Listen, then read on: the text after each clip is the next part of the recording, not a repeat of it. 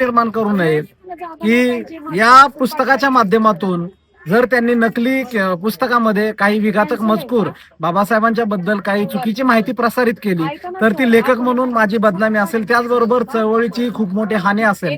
आणि म्हणून माझी सगळ्यांना विनंती आहे की पुस्तक घेताना आपण ते पारखून घ्या, पाहून घ्या, चौकशी करून घ्या आणि ओरिजिनल पुस्तक हेच नव्हे तर इतरही ओरिजिनल पुस्तके खरेदी करा. कारण चळवळीच्या भविष्यासाठी खऱ्या साहित्याच्या प्रचार आणि प्रसारासाठी हे खूप गरजेचं आहे. खरं तर एक गुन्हा दाखल झाला याविषयी, आम्ही तो गुन्हा दाखल केला आणि त्यात असं देखील आढळून आलं की अनेक चळवळीतले चांगले आपण ज्यांना म्हणतो आणि सन्मानाने जय भीम घालतो असे सुद्धा काही विक्रेते नकली पुस्तकं विकतात. अनेकांना वाटेल की ते चुकून विकत असतील, त्यांना माहित नसेल. इतकंच मला सांगायचं की ते ओरिजिनल पुस्तक आधी आपल्याच प्रकाशनाकडून घेत होते, परंतु 4 पैसे वाढवून मिळतात त्या लोभापोटी त्यांनी पुन्हा त्या ठिकाणाहून डुप्लिकेट घ्यायला सुरू केलं. त्यांची नावही आमच्याकडे आहेत, परंतु चळवळीतलीच माणसं असं जेव्हा करतात तेव्हा ते सांगणं सुद्धा लाजिरवाण वाटतं. म्हणून आम्ही गप्प आहोत.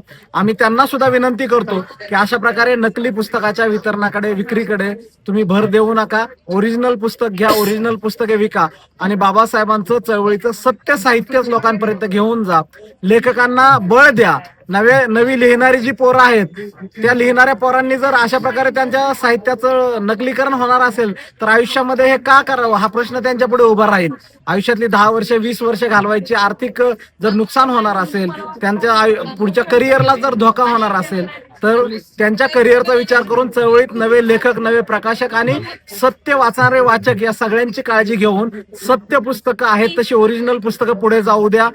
मुठभर पैशासाठी, स्वार्थासाठी नकली पुस्तके करू नका, ती विकू नका, अशी मी सगळ्या विक्रेत्यांना सुद्धा या ठिकाणाहून विनंती करतो, आवाहन करतो. आणि हीच विनंती आपल्या माध्यमातून, आपल्या चॅनलच्या माध्यमातून सगळ्या भारतातील वाचकांना, लेखकांना करतो. आपल्या या पुस्तकाचं हिंदी एडिशन दुनिया बदलने वाला बाप माणूस हे सुद्धा आलेलं आहे, तेही उपलब्ध आहे.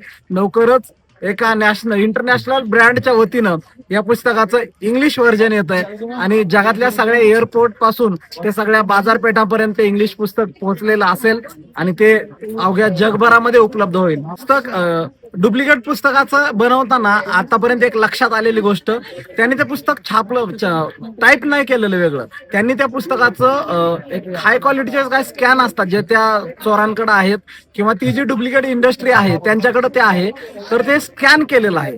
तर आपण झेरॉक्स काढल्यानंतर ज्याप्रमाणे झेरॉक्स शीट नकली दिसते आपल्याला, तशा प्रकारचं नकली पुस्तक आपल्याला त्यामध्ये पानामध्ये ते लक्षात येतं. ती पानावरती शाई फुटलेली दिसेल तुम्हाला, ही अक्षर इतकी क्लिअर दिसणार नाहीत. तसंच हे जे मागची छापाई आहे ती सुद्धा पुसट झालेली दिसेल तुम्हाला नकलीवरती. आणि या ठिकाणी सुद्धा हा फोटो क्लिअर दिसणार नाही, हा पुसट झालेला.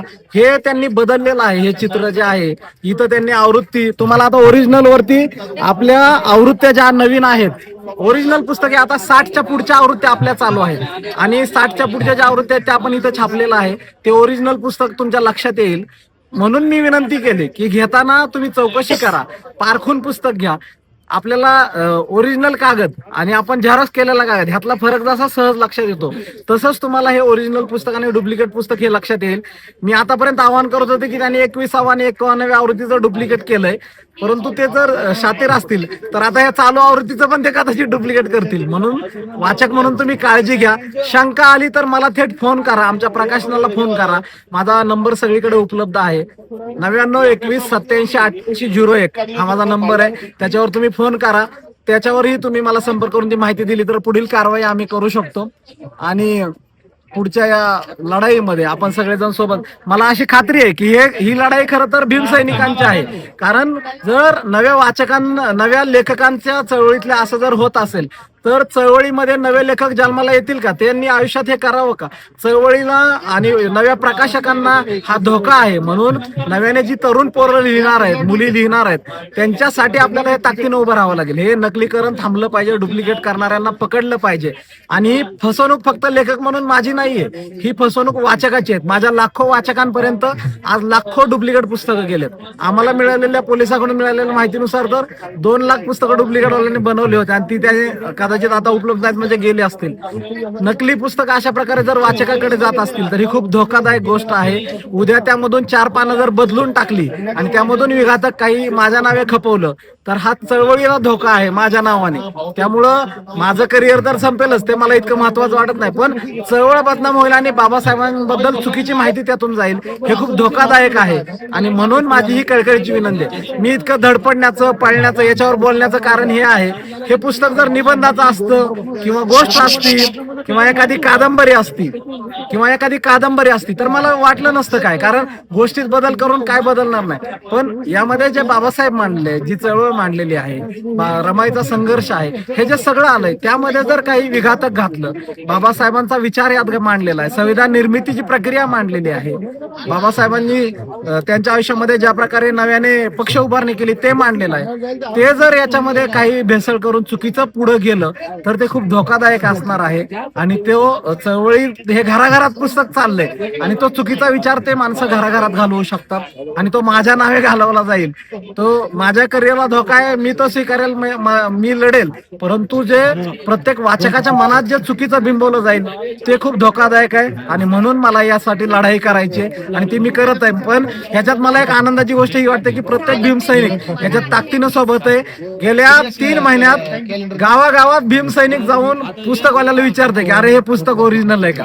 भीमसैनिकांनी हीच लढाई हातात घेतलेली आहे, त्यामुळे ही लढाई आता माझी एकट्याची नाहीये, ही सगळ्या वाचकांची आहे आणि वाचकांनी हातात घेतली. त्यामुळं प्रत्येक विक्रेत्याला शंका आली तर भीमसैनिक विचारत आहेत, त्यांनी विचारावं आणि पुढच्या काळात ओरिजिनलच सगळं साहित्य, हे एकच पुस्तक म्हणत नाही मी, सगळ्याच लेखकांची, सगळ्याच प्रकाशकांची ओरिजिनलच पुस्तकं वाचकांपर्यंत जावीत. खोटं त्यामध्ये काही भेसळ करून जाण्याचा धोका बंद व्हावा. आणि चळवळ म्हणून तर ही आपली जबाबदारी डबल वाढते, कारण बाबासाहेबांचं पुस्तक ज्यांनी घेतायत तेही सजग आहेत, लिहिणारे सजग आहेत, विकणारे सजग आहेत. आणि म्हणून चळवळीत तरी हे नकलीकरण होऊ नये अशी विनंती, हात जोडून विनंती मी विक्रेत्यांना, वाचकांना, सगळ्यांना करतो. आणि पुन्हा एकदा शौर्य दिनाच्या आपल्या सगळ्यांना भरभरून शुभेच्छा देतो. 100 वर्ष होत आहेत बाबासाहेब या मातीमध्ये आले होते, बाबासाहेब इथं आले, त्याला शतक होत आहे आणि शतकाच्या पार्श्वभूमीवर पुढचं वर्ष आपण शतक महोत्सव म्हणून साजरा करतोय. त्या पार्श्वभूमीवर बाबासाहेबांनी दिलेला जो इथला संदेश आहे, तुम्ही सिंहाचे छावे आहात, तुम्ही भेडबकरीचे अवलाद नाही, हे जर खरं ठरवायचं असेल तर आपल्याला लढावं लागतंय. काय लोक मला म्हणतात अहो सर डुप्लिकेट केलंय ते पण तुमचंच विकतात आहे, तुम्ही कशाला बोलता. परंतु यातला खरा धोका मला माहित आहे. जर उद्या 4 पानं यातली बदलली आणि माझ्या नावाने ते वाचकापर्यंत गेलं, चुकीचे बाबासाहेब जर मांडले आणि ते घुसडलं गेलं तर ती न भरून निघणारी हानी आहे. कारण लाखो पुस्तकं, लाखो लोकांच्या घरात डुप्लिकेट पुस्तकाच्या माध्यमातून जर चुकीचा मजकूर गेला तर त्याच्यावर माझं नाव असणार आहे आणि मग आयुष्यभर मला त्या चुकीबद्दल लोक मला दिसेल तिथे दोषी ठरवणार आहेत आणि त्या ठरवण्यात तेही मी स्वीकारीन. परंतु घरात वाचणाऱ्या प्रत्येक लेकराच्या मनावर जर तो चुकीचा संस्कार गेला, चुकीचे बाबासाहेब त्यांच्यापर्यंत गेले, तर त्यासाठी मी स्वतःला माफ करू शकणार नाही आणि म्हणून मी लढतोय. अनेकांना वाटत असेल की हे पुस्तक एवढं विकतोय आणि ह्यांना पैशासाठी वाटतात, पैशापेक्षा हे जास्त महत्वाचं आहे की चुकीचा आणि खोटा विचार बाबासाहेबांचा कुणीही याच्यातून लोकांपर्यंत पोहोचू नये आणि तो माझ्या नावे पोहोचू नये.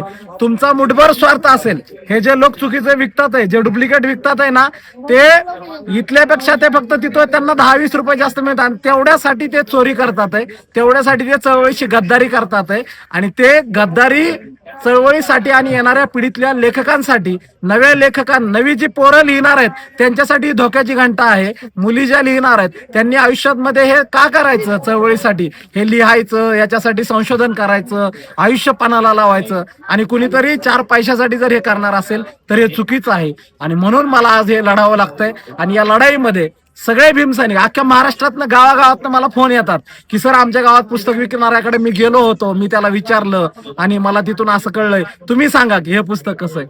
ही जागृत भीमसैनिकाची ही खरी निशाणी आहे आणि बाबासाहेबांची लेकरं जागृत आहेत.